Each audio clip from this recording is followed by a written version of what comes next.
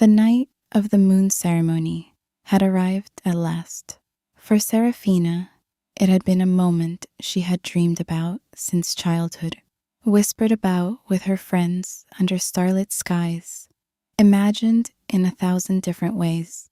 The moon ceremony was sacred among the wolf packs, a night when the ancient bonds between fated mates would be revealed by the light of the full moon, when destinies would be sealed and new unions would be forged before the entire pack. She had always believed that when her turn came, when her moment arrived, it would be beautiful, it would be magical, it would change everything. She had no idea how right she was. She simply had no idea in what way everything would change. Seraphina stood in the stone chamber beneath Blackthorn Keep, a towering fortress of dark granite and heavy oak beams that had belonged to Alpha Draven's pack for 3 centuries. The chamber walls were lit by hundreds of candles, their flames dancing and flickering in patterns that seemed almost alive, creating shadows that moved across the ancient stone like living things.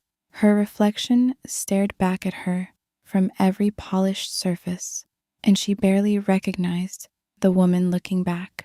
Her long, jet black hair flowed past her shoulders in soft waves, catching the candlelight and shimmering like spilled moonlight itself.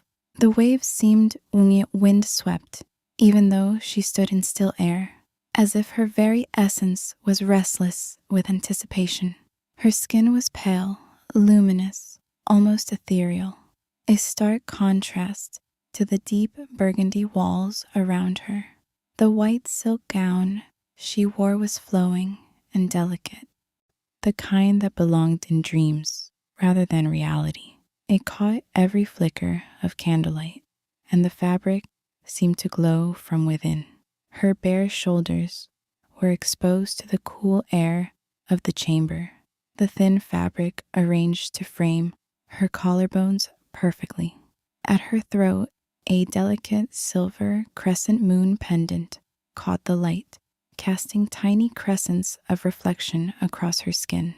Her large eyes were a striking silver blue, the kind of eyes that seemed to hold entire worlds within them. They showed her vulnerability, yes, the nervous energy of a young woman about to take the most important step of her life. But they also showed something else. There was a hidden strength in those eyes, something deep and ancient that even she didn't fully understand. Her feet were bare against the cool stone floor in it, and somehow this made her feel more connected to the earth, to the ancient magic of this place.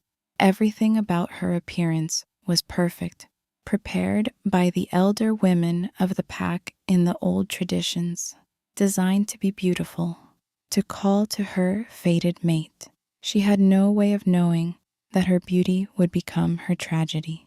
In just a few moments, she would walk out into the great hall where the entire pack was assembled. The moon ceremony was not a small, private affair. It was a massive gathering.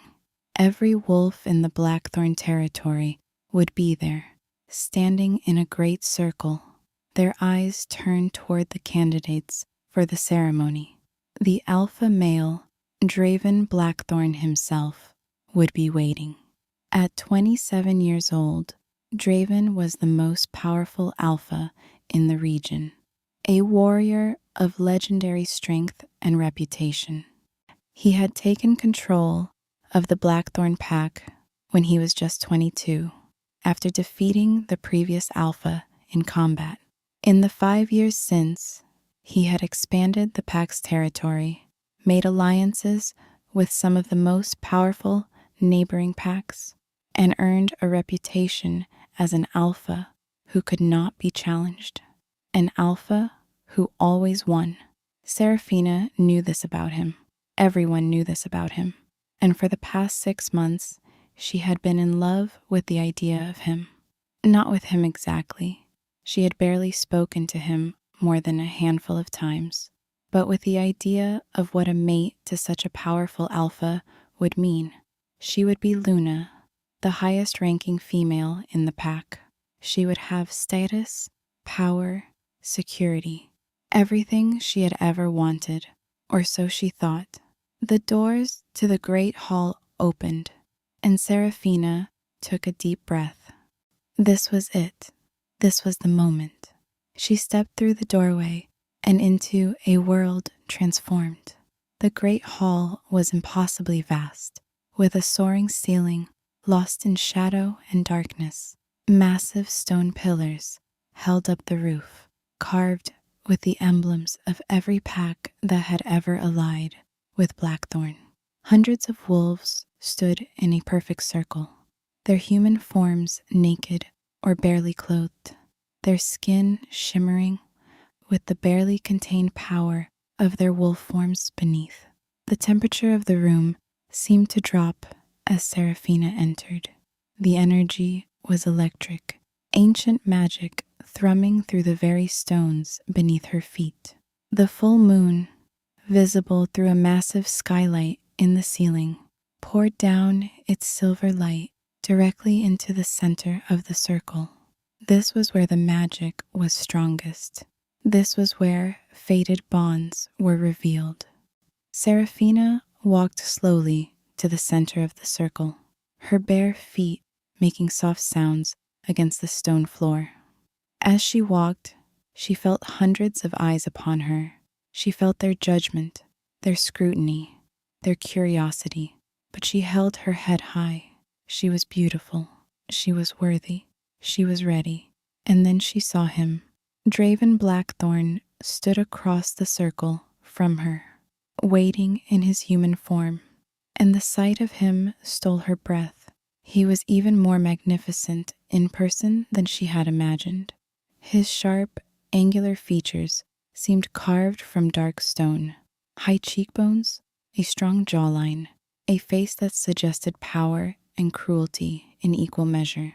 His eyes were a striking dark amber, the kind of eyes that seemed to glow from within, and they were narrowed with an arrogance that seemed almost casual in its confidence. He was powerfully built, with broad shoulders that suggested an enormous amount of muscular strength beneath his clothing. He wore a black leather doublet with gold wolf head clasps running down the front, fitted to show his physique perfectly. Dark trousers, heavy boots.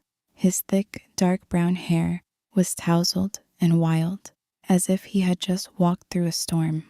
On his right hand, a gold alpha signet ring caught the light, a ring that marked him as the leader of his pack. His expression was one of cold disdain, as if he was already bored with the ceremony that had not yet begun. When his amber eyes met hers, Seraphina felt her breath catch in her throat. This was it. This was the moment. The lunar energy would reveal who his fated mate was. The magic would respond to their connection. They were meant to be together. She could feel it. But then, something extraordinary happened. The air around them began to shimmer. The moonlight intensified. She felt the pull of ancient magic, ancient bonds, reaching out to her.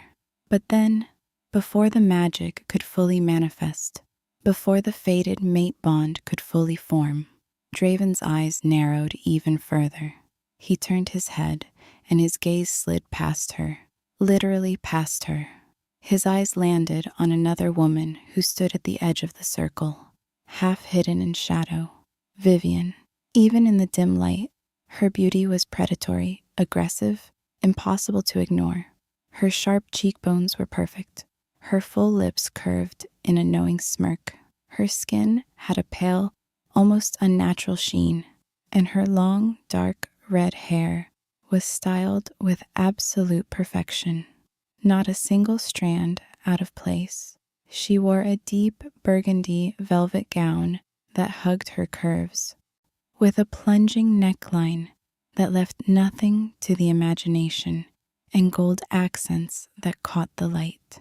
Gold chains hung around her neck, and her fingers were studded with gems. She was strikingly beautiful in a way that suggested danger, corruption, and predatory hunger. But more importantly, she was a member of the Blackthorn Pack. She was no random female. She had been chosen by Draven. He looked at her, and something in his expression changed. The boredom vanished. The arrogance remained. But underneath it was something darker, something possessive, something cruel. "No," Draven said, his voice cutting through the shocked silence that had fallen over the great hall. "This is not my fated mate." He looked back at Seraphina, and his amber eyes held no warmth, no recognition, no connection. "She is nothing, less than nothing. I reject this bond." The words fell like stones into still water. Each word was a blow. Each word echoed through the great hall, through the circle of pack members, through Seraphina's very soul. Rejection. Among wolf packs, rejection of a fated mate bond was virtually unheard of. The bonds were considered sacred, chosen by the ancient magic that had created their kind. To reject a bond was to reject destiny itself. It was not something that happened. It could not happen, and yet it was happening. Right now, to her. "I choose Vivian," Draven continued, his voice ringing with certainty and dominance. "I claim her as my mate, as Luna of the Blackthorn Pack, before all wolves and all territories. Let the ancient magic recognize this choice." The great hall erupted into chaos. Some wolves cried out in shock, some called out in approval. Some simply stood in stunned silence. The magic that had been building, the silver moonlight that had been intensifying, suddenly fractured and scattered like broken glass. The fated mate bond, never fully formed, shattered and dissipated into nothing. Vivian stepped forward, a triumphant smile spreading across her face. She walked to Draven and placed her hand on his arm. He pulled her close, his hand on her back, and looked at her with an expression that was both proud and possessive. The pack's reaction became almost instant. Those who believed in Draven's strength and power began to cheer. Those who were connected to Vivian through family or alliance also cheered, but many others stood in silence, unable to comprehend what they had just witnessed. An alpha rejecting his fated mate. A Luna who was not chosen by destiny, but by the whim of an arrogant male. It violated everything they had been taught, everything they believed. But an alpha's word was law. An alpha could not be challenged. And so it happened. Seraphina stood in the center of that circle, the silver moonlight still pouring down upon her, alone, exposed, rejected. She became aware of the hundreds of eyes upon her, eyes that had held hope just moments ago, now held pity. Eyes that had looked at her with excitement now looked away, unable to meet her gaze. She felt the weight of their judgment, their embarrassment on her behalf, their sense that she must be somehow defective, somehow unworthy, if an alpha had rejected her so publicly. The pain of the rejection hit her like a physical blow. Among their kind, a rejected mate bond did not simply dissolve. It left a scar. It left an ache that might never fully heal. She could feel it opening inside her chest, a wound that burned and bled and seemed as if it would consume her entirely. Her silver blue eyes filled with tears, and for a moment she thought she might collapse right there in the center of the great hall, surrounded by her pack, in front of everyone she had ever known. But something inside her rebelled against that image. Something inside her refused to give them that satisfaction. She straightened her spine. She tilted her head up. She looked at Draven Blackthorn directly in his cold amber eyes, and she let him see her pain without letting him see her weakness. Then, slowly, deliberately, she turned and walked out of the great hall. She did not run. She did not cry out. She walked, her bare feet silent on the stone, her white silk gown floating behind her like a ghost, her jet black hair flowing across her shoulders. She walked toward the massive doors, and when the pack members blocking her path saw her coming, they instinctively moved aside. No one stopped her. No one tried to comfort her.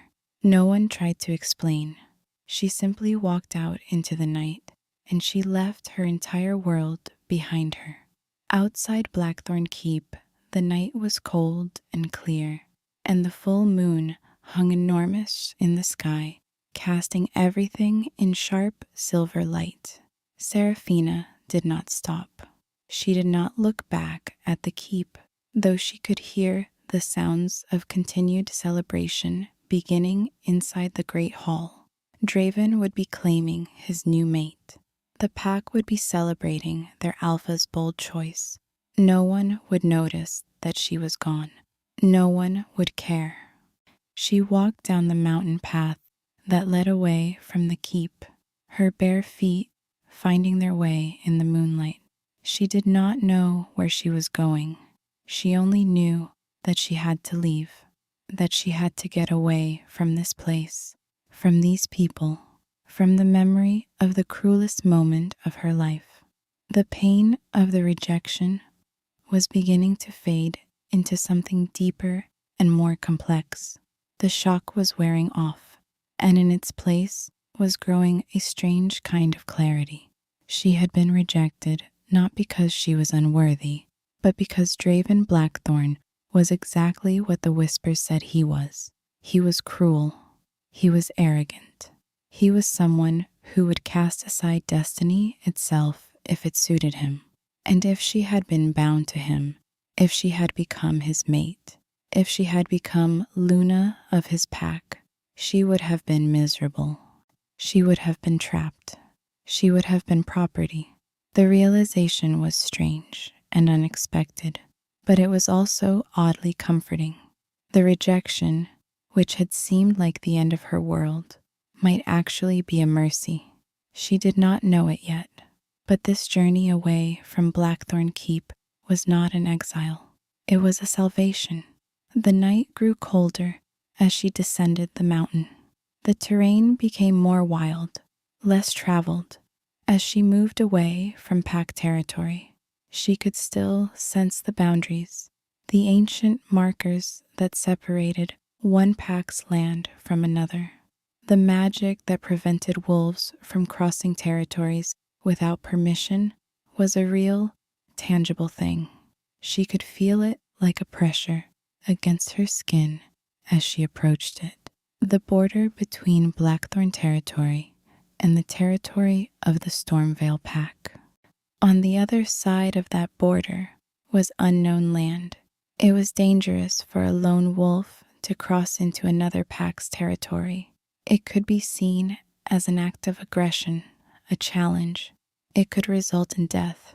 And yet, Seraphina found herself stepping toward that border, drawn by something she did not fully understand.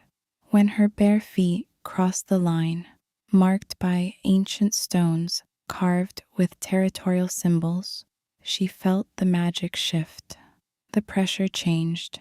She was no longer in Blackthorn territory. She was in foreign land, unprotected, vulnerable, but she was also free. She kept walking through the night, driven by the pain in her chest and the tears streaming down her face. She walked until her bare feet were bleeding. She walked until her white silk gown was torn and filthy. She walked until the first light of dawn began to break across the eastern sky. And then, just as her legs were about to give out, as the pain and exhaustion were about to claim her, she heard a voice. Hold. The word was spoken in a tone of absolute authority, the kind of voice that could only belong to an alpha.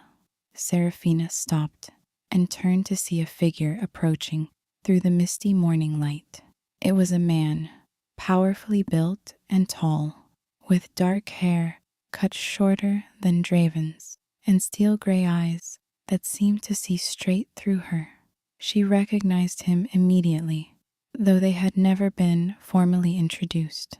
Kyle Stormvale, the ruler of the Stormvale Pack, the rival territory whose lands she had just entered. He was wearing dark charcoal leather armor with silver wolf emblems, and a gray wolf fur cloak was clasped at his shoulders with a silver, howling wolf brooch. A thin scar ran across his left eyebrow, a remnant of some past battle. His strong jaw was covered with stubble, and his expression was controlled and watchful. But his steel gray eyes, as they looked at her, held something that Draven's eyes had never held: warmth, concern, respect. You are not of my pack, Kale said, and his voice was steady, calm, without the arrogance that had characterized Draven's every word. You have crossed into Stormvale territory during the night. You are injured. You are alone. These things are unusual. Seraphina wanted to run. She wanted to shift into her wolf form and flee deeper into the forest. But she was too exhausted, too broken, too empty. She stood where she was and waited to see if he would attack. I know who you are, Kale continued, taking a slow step toward her. The entire region heard what happened at the moon ceremony, the rejection. It is the talk of every pack. Everyone is watching to see how Draven's choice will affect the balance of power. His steel gray eyes studied her carefully. But I did not expect to find the rejected mate wandering in my territory alone and injured. Why did you come here? Seraphina opened her mouth to answer, but no words came out. The shock, the exhaustion, the pain, the emotional devastation of the past hours suddenly became too much for her to hold inside. She collapsed, her legs giving out beneath her, and she would have fallen directly onto the ground if Kyle had not caught her. As his strong arms came around her, as she felt the warmth of another being after so long in the cold night, something inside her finally broke open. She began to cry, great racking sobs that tore through her entire body. She cried for the rejection. She cried for the humiliation. She cried for the loss of the future she had imagined. She cried for everything that had been taken from her in a single moment of cruelty. And Kale Stormvale, this alpha who was supposed to be her enemy, simply held her. He did not try to stop her tears. He did not try to comfort her with empty words. He simply held her and let her cry until she had no more tears left to shed. When her sobs finally quieted, when her breathing finally steadied, Kyle spoke quietly. Come, he said. We will get you to shelter. We will get you warm. We will get you food and water. And if you wish to tell me what happened, I will listen. But first, you need rest. He lifted her into his arms, and Seraphina was too exhausted to protest. He carried her away from the border, deeper into Stormvale territory, toward whatever shelter and healing awaited her there. In that moment, she did not know that Kale Stormvale would save her life. She did not know that he would give her shelter, protection, and the space to heal from the deepest wound she had ever experienced. She did not know that he would teach her that there were males in the world who could be strong without being cruel, who could be powerful without being possessive, who could respect a female without trying to control her. She only knew that in her darkest moment, when she had lost everything, someone had caught her before she fell, and that was enough. Days turned into weeks as Seraphina slowly healed in Kyle's territory. The Stormvale pack was everything that the Blackthorn pack was not. While Draven's pack was built on fear and domination, Kyle's pack was built on loyalty and respect. The pack members treated her with kindness rather than judgment. The younger wolves in particular seemed fascinated by her story. They would ask her questions about Draven, about the moon ceremony, about what it felt like to be rejected so publicly. And Seraphina found that talking about it, rather than avoiding it, helped her process the pain. By the time she had been at Stormvale for 3 weeks, she was no longer viewed as a refugee or a pity case. She was becoming a member of the pack, someone with her own story and her own strength. The elder women of the pack helped her with her injuries, brought her food, provided her with clean clothes. Slowly, and she began to recover, not just physically, but emotionally as well. She learned that Kyle had standing orders with his pack. The female was under his protection, and any pack member who showed her disrespect would answer to him directly. This was the way of things among wolves. When an alpha offered protection to someone, that protection was absolute. No one would dare challenge it. But more than that, Seraphina began to realize that Kale's respect and kindness were not just part of his alpha duty. They seemed to come from something deeper. He would check on her regularly, asking how she was feeling, if she needed anything. He would sit with her during meals and talk to her about the history of his pack, the traditions of the Stormvale territory, the way things were different here than they were in other packs. One evening, as they sat by the fire in the great hall, he told her about the founding of Stormvale. My father built this pack on a principle different from all others, Kyle explained, his voice warm as the firelight danced across his features.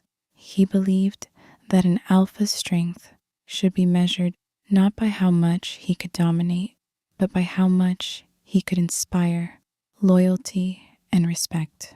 It was a radical idea in those days. Many thought he was weak, but he proved that a pack built on respect grows stronger than one built on fear. Seraphina listened, fascinated by this different way of understanding power and leadership. "Do you follow his philosophy?" she asked. "I try," Kale said, "though I have had to learn that respect is earned through actions, not just words. And sometimes it means making hard choices. I'm protecting people even when it would be easier to turn them away." He looked at her meaningfully, and Seraphina understood that he was talking about her. These quiet evenings became as important to her healing as the physical training. He was nothing like Draven. Where Draven was sharp and cruel, Kyle was thoughtful and measured. Where Draven seemed to view others as beneath him, Kale seemed to genuinely value the opinions and feelings of everyone in his pack. And slowly, very slowly, Seraphina began to heal. But the real healing, the deepest healing, came when Kale began to train her. One morning, about 3 weeks after she had collapsed at the border, he came to find her sitting in the courtyard of the keep, staring out at the mountains. "I have a proposition for you," he said, and there was a careful tone in his voice, and as if he was afraid of her reaction. "You cannot stay here indefinitely as a refugee. This territory has rules, just as all territories do. At some point, you will need to decide what you want to do with your life, who you want to be." Seraphina looked at him, and for the first time since the moon ceremony, she truly looked at him. He was asking her to move forward. He was asking her to stop being the rejected female and become someone new. "What are you suggesting?" she asked quietly. "Train," Kale said. "Your strength as a wolf is locked away inside you, bound up by fear and despair. I can teach you to access that strength. I can teach you to fight. I can teach you to take control of your own destiny instead of allowing others to define you." For a moment, Serafina wanted to refuse. The pain was still there, still raw, still real. But something in Kale's words resonated with her. He was right. She had spent so long defining herself in relation to Draven, first as the one who loved him from afar, then as the one who was supposed to be his mate, then as the one who was rejected. But who was she beyond all of that? Who could she be if she stopped letting his cruelty define her? "I want to learn," she heard herself say. And so the training began.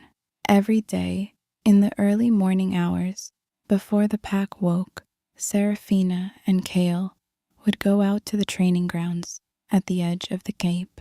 He would teach her how to shift into her wolf form more smoothly, how to access the strength of her animal self while maintaining the consciousness and intelligence of her human mind. He would teach her fighting techniques, both in human form and in wolf form. He would teach her the ancient traditions and laws of the packs so she would understand the structure of their world. One particularly intense training session came about 2 weeks into her regimen. Kyle had brought 2 of his best warriors to the training grounds. Torven, a large male with gray-streaked brown fur, and Ezra, a female fighter known for her exceptional speed and tactical mind. "Today you train with them," Kyle said, "not to defeat them, but to understand how you fight against multiple opponents. This is what will be required if you truly wish to claim power in this territory."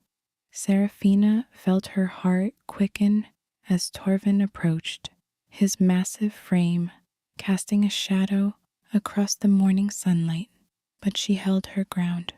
When he lunged, she moved, ducking beneath his expected strike, feeling her muscles respond with a fluidity she had not possessed weeks before. Ezra came from the side, forcing Serafina to divide her attention, to dance between 2 opponents, each more skilled than she was. As the fight continued, Serafina felt something shift inside her. The panic faded, the fear receded. In its place came a strange clarity, as if her body knew what to do even before her mind could process it. She felt herself moving with an instinct that belonged not to this moment, but to centuries past, as if her bloodline was speaking through her, teaching her the ways of ancient combat. When she finally signaled that she needed to rest, both warriors were breathing hard, and their eyes held a new kind of respect. "You are improving faster than any fighter I have trained," Torven said. "It is as if something is awakening inside you." "Something ancient," Ezra added quietly, "something that was sleeping." And as the days and weeks passed, Serafina began to transform. The tears dried. The fragile, broken female was replaced by someone stronger, more confident, more fully herself. Her silver blue eyes began to shine with a light that had nothing to do with tears and everything to do with inner strength. The pale, exhausted appearance faded as she grew healthier and stronger. The torn white silk gown was replaced with proper clothing, leather training gear that allowed her to move freely, that marked her as someone who was training for something important. 3 months after she had arrived at Stormvale, Seraphina was a different person than she had been at the moon ceremony. But Kyle saw something in her that even she did not see in herself. One afternoon, he called her to a private chamber in the keep, a room that was lined with ancient books and scrolls and documents.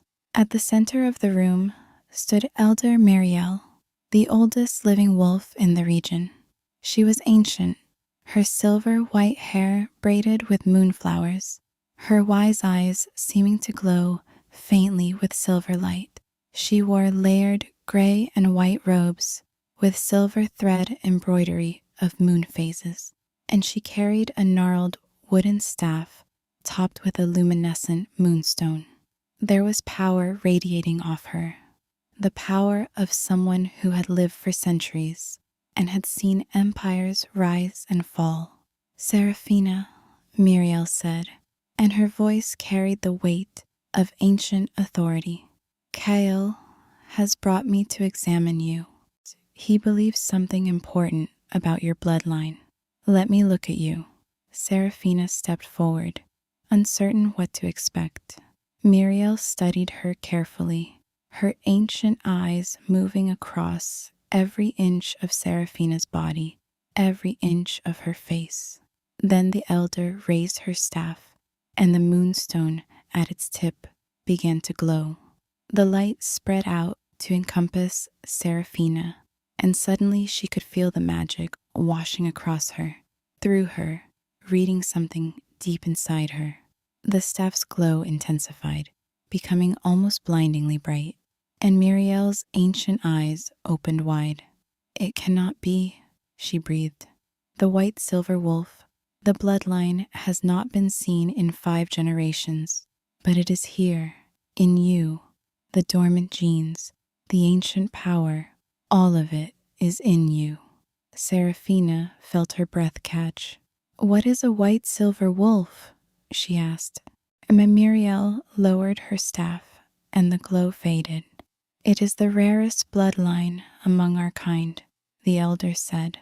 She moved slowly to sit in a high-backed chair carved from pale birchwood, her ancient bones creaking with the effort.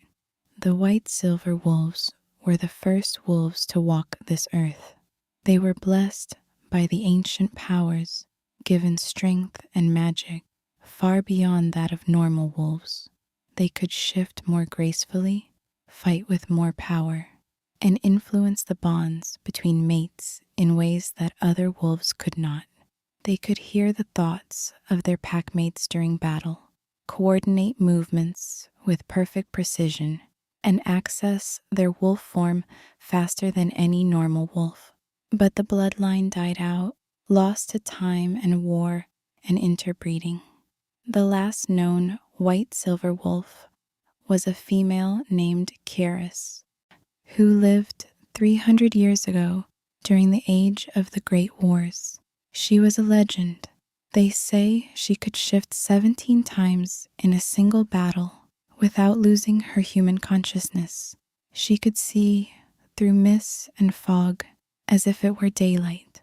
Her bite contained power that could scar other alphas permanently. Finding one of their descendants alive is almost impossible. The elder looked at Kyle, and something passed between them. Understanding, knowledge, a plan that had already been discussed. "Your mother," Muriel said, turning back to Seraphina. "Who was your mother? What do you know of her bloodline?" "She died when I was young," Seraphina said quietly. "I was raised by my father. I never knew much about her family line. It was never spoken of." "Then your father hid it from you," Muriel said. "Perhaps to protect you. Perhaps because he did not understand what he had in his bloodline. But it is there, Seraphina.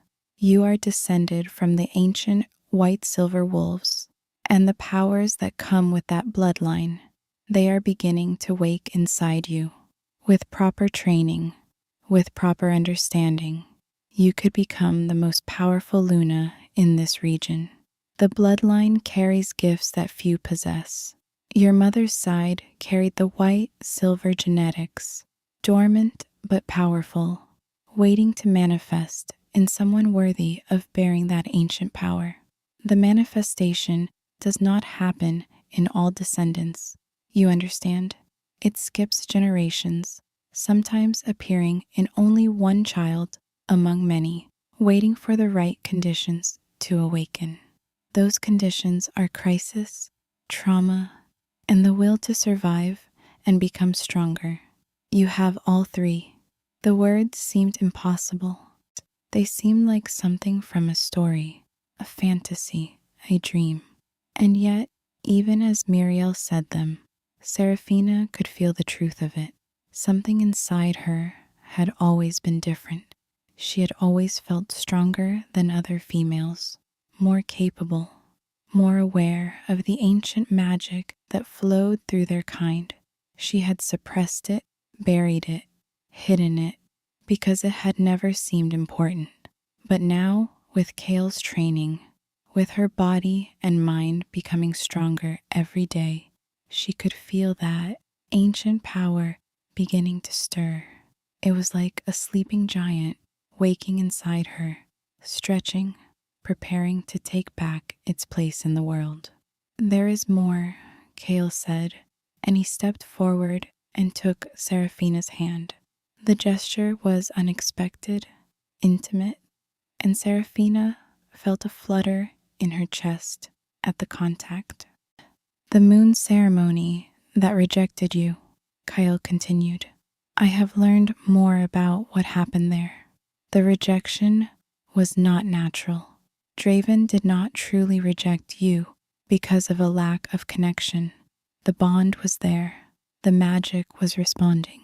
But he rejected you anyway because he wanted Vivian instead. He rejected destiny for the sake of a mate he wanted to control. He sought someone weaker, someone more compliant, someone he could dominate completely. In Vivian, he found that, or thought he did, but what he did not understand is that true strength lies not in dominance, but in partnership, in mutual respect and equal power. Hearing those words, the confirmation that the bond had been real, that his rejection had been a choice rather than an inevitable truth, should have hurt. But instead, Seraphina felt something else. Relief and freedom. The knowledge that there had been nothing wrong with her, that the rejection had been about his cruelty and not her unworthiness. However, Muriel said, raising her staff once more, there is an ancient law that governs the bonds between mates. When a fated bond is rejected by one party before it is fully formed, the rejected party has a right to claim their own mate. They can enter into an alpha trial of claim, where they face their rivals and choose their own mate before all territories. It is an ancient right, rarely invoked, but it is written into the oldest laws of our kind. This law was created thousands of years ago, during the time of the white silver wolves, to protect those whose destiny had been unjustly cast aside. The law states that the rejected party may call a trial within 1 moon cycle of the rejection. They must name an alpha male who will stand as their chosen mate, and this alpha must be willing to defend their claim in battle. If the chosen mate defeats all who challenge the claim, then the choice is binding before all territories, and no pack can dispute it. Seraphina's mind reeled. You are suggesting that I could challenge Draven, Kale said. Yes, you could demand an alpha trial of claim. You could stand before all the territories and invoke your right to choose your own mate. And given your bloodline, given your potential for power, you would have every right to do so. But here, Kale hesitated, and when he looked at her, there was something deeper in his steel gray eyes than mere respect. I am not suggesting this because it is your right, he said quietly. I am suggesting it because I want you to have the choice. I want you to walk into that trial, not as a rejected mate, but as a powerful female who is choosing her own destiny. And I want to be the mate you choose, but only if that is what you want. Only if you choose me freely. I will not claim you as Draven claims his females, as property to be owned. I will stand beside you as an equal, as a partner, as someone who respects the power you carry within you. The weight of the moment settled over Seraphina like a cloak. This was her turning point. This was where she decided who she was going to be. She could refuse the trial and live a quiet life in Stormvale territory, protected and safe. Or she could step back into the arena, face her humiliation, and claim her power once and for all. She looked at Kyle, at the man who had saved her when she was broken, who had given her shelter and safety and training. She thought about the white silver wolf that lived inside her, waiting to be released. She thought about Draven Blackthorn and his cold amber eyes. She thought about all the females who had been told what to do, who had been claimed rather than chosen, who had lost their power because they had never learned to fight for it. I want to do it, Seraphina said. I want to claim my right. I want to stand before all territories and choose my own mate. And yes, she looked directly at Kale into his warm, steel gray eyes. I choose you, if you will have me. Kale pulled her close, and for the first time since the moon ceremony, Seraphina felt the touch of a male that was not cruel, not controlling, not about dominance. It was about connection. It was about respect. It was about choice. I will have you, Kyle said, in any way that you choose to be had, as a mate, as a partner, as someone to stand beside in battle, whatever you need me to be.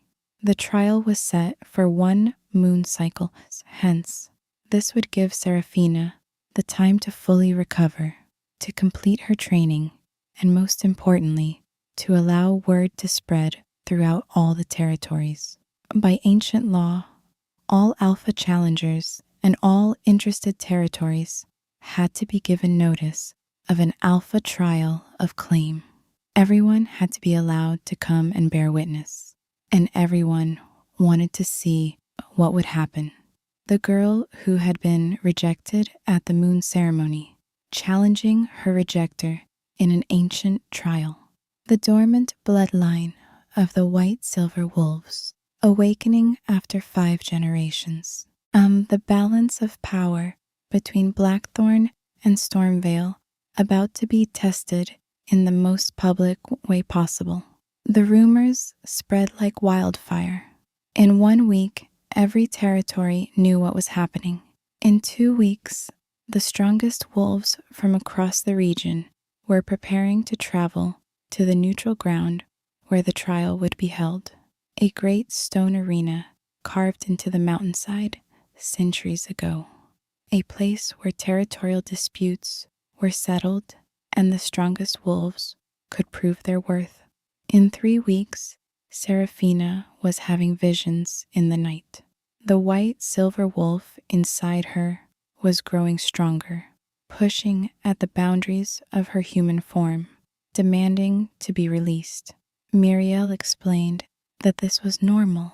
The bloodline, once awakened, had its own will.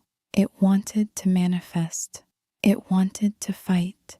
It wanted to claim its place in the world. But Seraphina had to learn to control it, to work with it rather than against it if she was going to survive the trial. Every night, Seraphina trained with a new intensity. She and Kyle would go to the training grounds, and she would practice shifting, practice controlling the transition between human and wolf, practice accessing the ancient power without losing her human mind. It was terrifying and exhilarating in equal measure. During the shift, for just a moment, she caught a glimpse of what she truly was. When she shifted into her wolf form, her fur was pure white with strands of silver running through it like moonlight frozen in fur. Her eyes glowed silver. Her teeth seemed to shine like diamonds. She was enormous, far larger than a normal wolf, her body carrying the power of her ancient bloodline. And when she howled, the sound was unlike anything she had ever heard. It seemed to reverberate across the world itself, calling to every wolf, carrying a message of power and authority and ancient magic. This was what she had always been meant to be. The week before the trial, as Seraphina was training, she could feel the anticipation building throughout the pack. Warriors were sharpening their weapons, not for battle, but out of respect for the ancient traditions. Mirrors, who had not been active in years, were polishing their armor. Scouts were being sent to nearby packs with official notice of the trial, delivered in the ancient way, with formal declarations and ceremonial seals. The tension was palpable, electric. Everyone knew that what happened in that arena would reshape the territorial landscape. And at the center of all this preparation was Seraphina, who continued to train with an intensity that bordered on ferocity. She had moved beyond fear into something deeper, a commitment to her own power, her own future. One afternoon, Muriel came to watch her spar and afterward pulled her aside. "The bloodline is fully awakened now," the elder said, studying her with ancient eyes. "I can feel it radiating from you like the sun.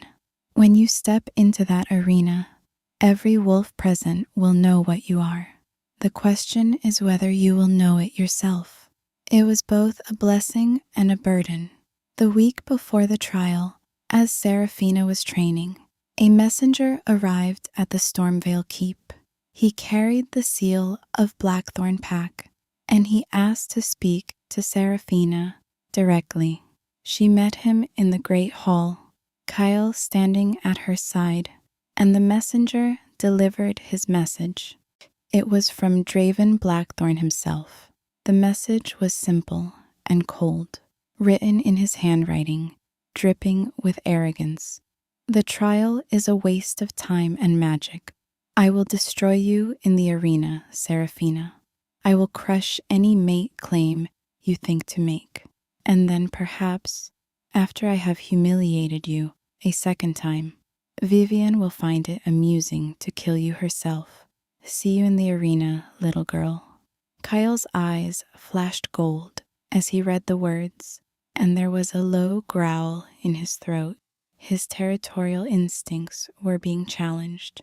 His mate was being threatened, and it was taking every ounce of control he had to not mount a direct attack on Draven. But Seraphina simply smiled when she heard the message.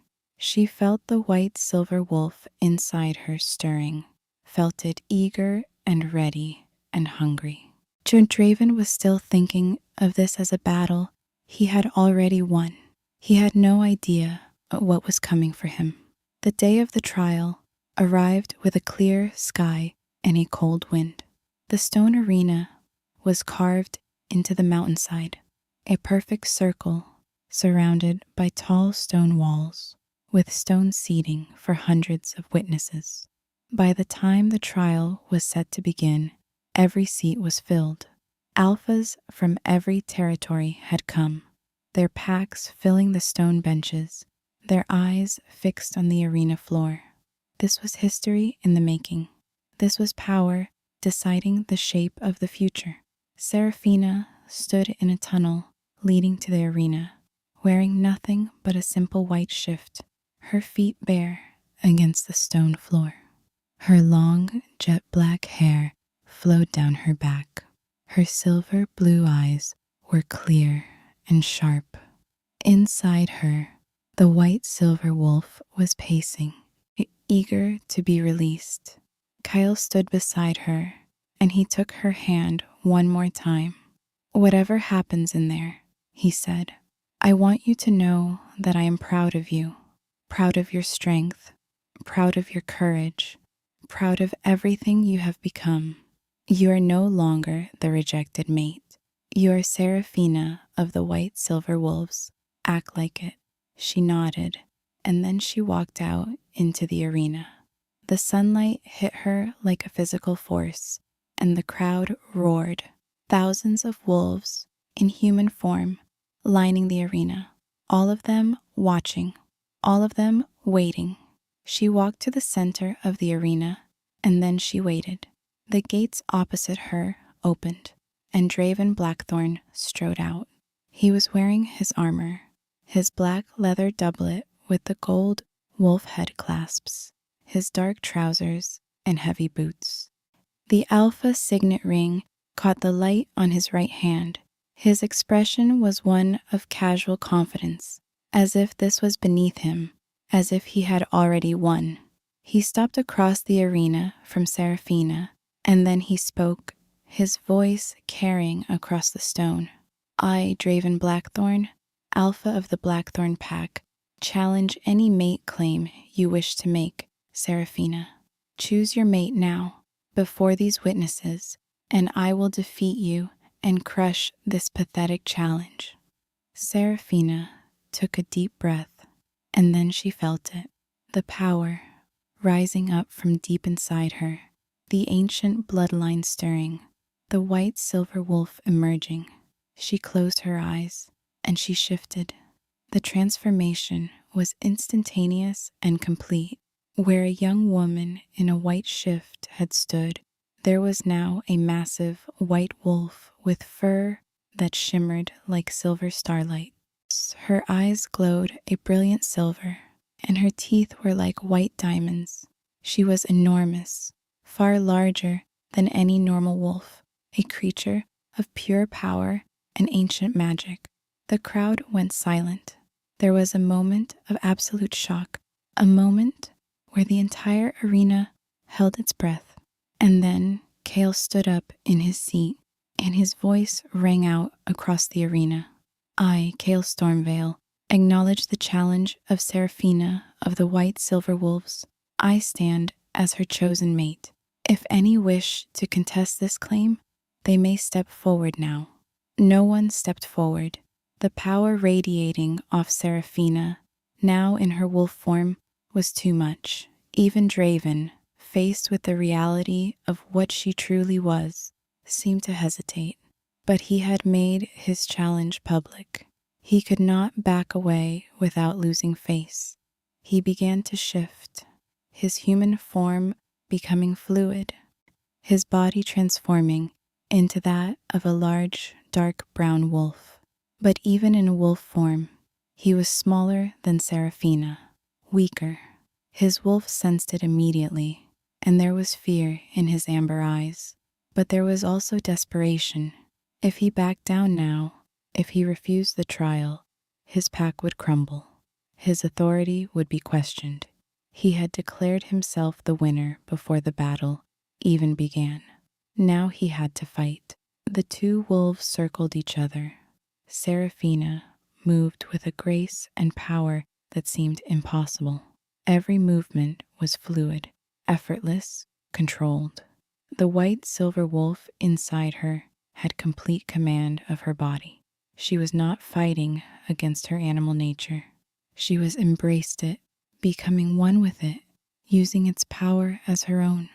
Draven lunged, trying to use his experience and his ferocity to overcome her.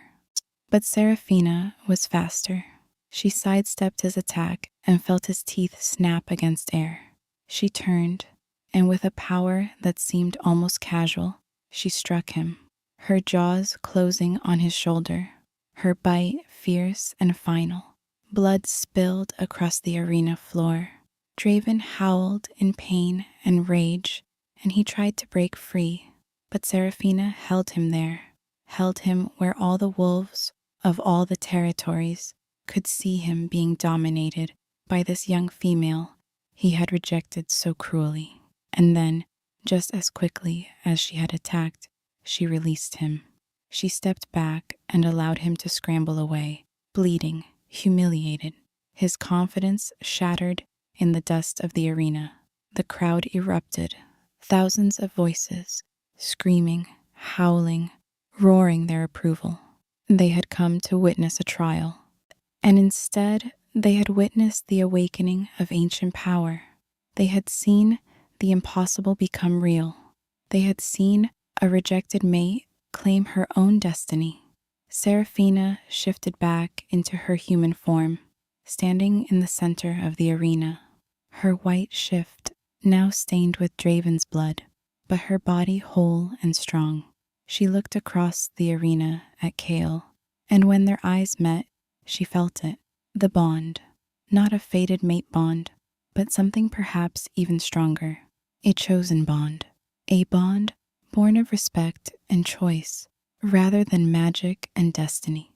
She walked to the edge of the arena where Kyle waited, and when he took her hand, the crowd roared again. The trial was complete. The verdict was clear. In the weeks that followed, the consequences rippled across all the territories. Draven's pack began to fracture. His best warriors, seeing what had happened in the arena, seeing the power of the white silver wolf, made the decision to transfer their loyalty to Kale and the Stormveil pack. Within a month, the Blackthorn pack had lost more than half of its strongest fighters. Draven, now injured and isolated, saw his authority crumble. Vivian, seeing that her place as Luna was no longer secure, that the pack she had chosen was no longer powerful or relevant, abandoned him and disappeared into the wilderness. She was never heard from again. And Seraphina? She became the Luna of the Stormveil pack, not because she was claimed, but because she had claimed herself. She stood beside Kale as his equal, not as his property. She fought in battles, led hunts, made decisions that affected the pack's future. She embodied everything that a true Luna could be: powerful, wise, compassionate, strong.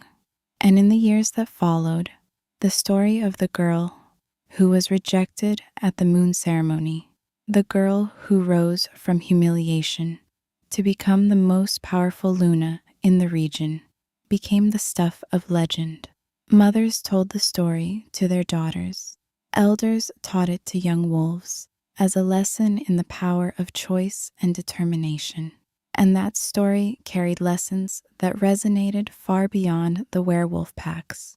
It taught the power of refusing to accept others' judgments of your worth. It taught the strength that comes from healing yourself rather than waiting for someone else to fix you. It taught that true love and respect are more powerful than possessive passion and control. It taught that the greatest power comes from within yourself, from the ancient strength of your own bloodline and your own spirit. It taught that sometimes the rejection that feels like an ending is actually the beginning of your true story. It taught that the right choice is often the harder choice, the one that requires courage and faith in yourself.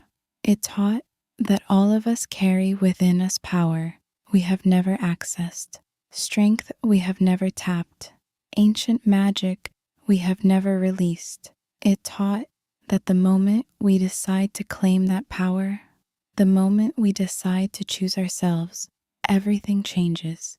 And it taught, finally, that true love is not about being chosen by someone else. True love is about choosing someone who values you enough to let you choose yourself. These were the lessons of Seraphina's story. These were the truths that echoed across the territories in the years that followed. And the girl who had once stood in the center of the great hall and rejected and humiliated became the woman who showed everyone what it meant to be truly free.